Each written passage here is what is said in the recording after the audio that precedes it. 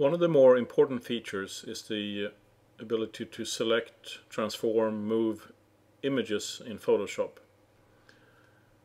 Most of the time during layout you want to have the Move tool active. Also, very important, have the Auto Select checkbox on. The Auto Select makes it possible to select a layer just by clicking on it. See, I click on this layer, or I click on this layer, you'll see the corresponding layer in the Layers palette is selected. To change the size of an image, simply click on it first to select it, then press Command T or Control T and drag on one of the corners. Now if you just drag around, you will not maintain the correct aspect ratio, so therefore you need to hold down the Shift key while doing this. Okay. And then confirm. And then you can just simply drag on an image to move it around.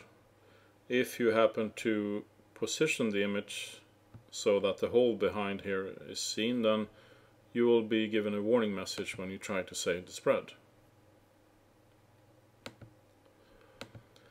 To fix this with a minimum amount of movement, you can just click on an image and choose Drop. This will realign the image in the hole with a minimum amount of movement. To select several images, you can click on the first image, then hold down the Shift key and click on the others. Notice here in the Layers palette, all of the image layers have been selected.